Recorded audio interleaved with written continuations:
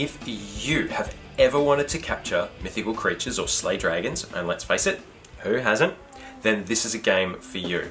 In Dragonwood, you'll take on the role of an adventurer heading out into the forest to capture creatures, slay dragons, and be the biggest, greatest adventurer of all time.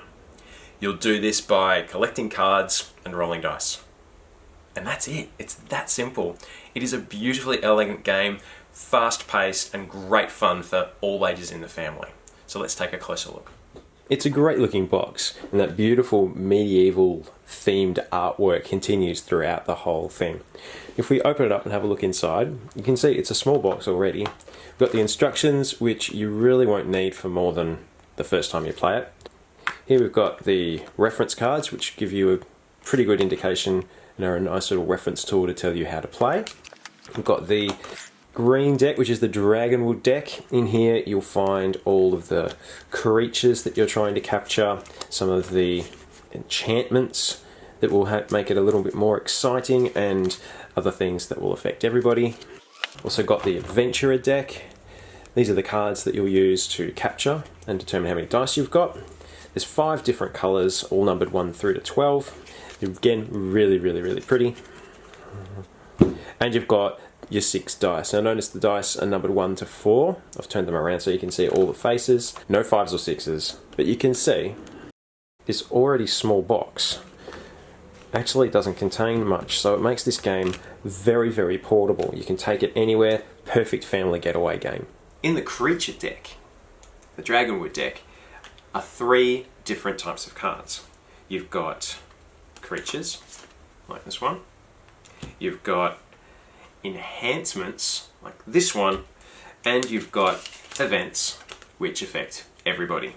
There's not too many of those, but they do break it up nicely. These are really cool. Some of them are one use only, whereas some of them stay in play for the whole game. They're like power-ups for your adventurer to help you capture more.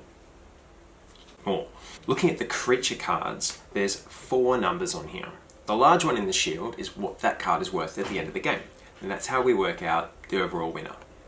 The other 3 numbers tell you how much you're going to need to roll depending on how you're trying to attack that creature. There's 3 different types. You can either strike, stomp, or scream. You can see on each card there's different number depending on which way you're trying to attack. So that might change your strategy based on which one you're trying to capture. To start off, you're going to deal everybody 5 adventurer cards, which I've already done here. The rest of the deck goes in the middle where everyone can reach them. Make sure everyone can also reach the custom dice as well, because everyone's going to get a turn. Setting up the Dragonwood deck is a bit different. First, you're going to take out the 2 dragon cards, which I left on top for me. We're going to put them into the deck in a minute. The game ends once those 2 cards have been captured, so you don't want to get to them too early. To do that, you're going to put them in the lower half of the deck. First, you may choose to not play with the whole deck, so you can set some cards aside to make for a faster game.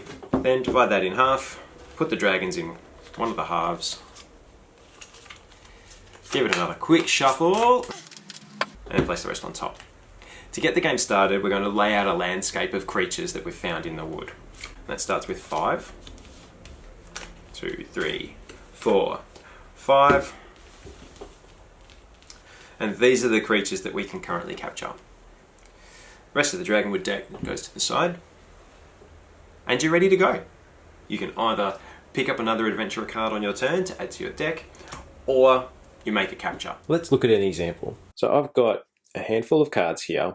I picked up on my first turn, so now I have 6 cards in my hand. And there's 5 cards out that I can make an attack on. I've got an Angry Ogre, Crazy Bats, Grumpy Troll, Wild Boar, or a Magical Unicorn. Now, looking at my hand, knowing that we can either do a strike, stomp, or a scream, there's different choices I can make in terms of my attack. I like the look of the Grumpy Troll because he's worth 4 points, so that's what I'm going to look at. If I strike at the Grumpy Troll, I'm going to need to roll a 9. For a stomp, 11, and again for a scream, I'll need a 9. I could use my 2 11s to make a stomp attack. That would give me 2 dice. Going to be very hard to get to 11 with 2 dice, so I probably won't do that. I've got 3 orange cards. Doesn't matter that they're not in order, they're just orange.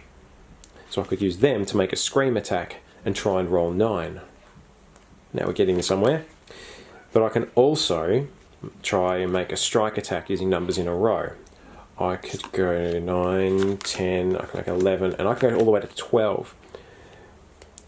That would give me 4 dice to have a crack at that grumpy troll, and given there's a 50% chance of rolling a 3 or more, that's probably what I would do. So I'm going to roll my 4 dice and try to capture. What did I need? I needed 9, and I've got 3, 4, 7. I rolled 11. The grumpy troll is now mine. A new creature comes out to replace it. It's the orange dragon. And the grumpy troll becomes mine, and the 4 points in the shield go towards my total at the end of the game. And that's it. That's all there is to this game. You keep playing, capturing cards, until either the 2 dragons are caught, or you've gone through the adventurer deck twice. At the end of the game, the person with the most victory points is claimed the winner. The creature cards are beautifully illustrated, and I can't get past these dice. Something about the font of this game, the colour. We love playing this game at home because there's almost no reading to do. It's mainly around numbers, which is fantastic for early primary school children to connect with the game and play along. It also plays really well open-handed because it doesn't matter what's in your hand or theirs. It doesn't change moves that you're going to make or what's happening in the game. By playing it open-handed means you can have conversations around why you're choosing to do a particular thing, which gets kids thinking about strategy and choices, decision making. It's really fantastic for that. This is also a game that plays really well with just 2 people. It plays great with 3 and 4 or even more, but a 2-player game is really fun and very fast, especially when it comes to doing a lot of redraws to get your hand up to the maximum of 9 and then making your decision to try and use all 6 dice in that one capture. It's a fantastically fun game, very portable, quick to set up, get in, have fun, promise you won't be disappointed.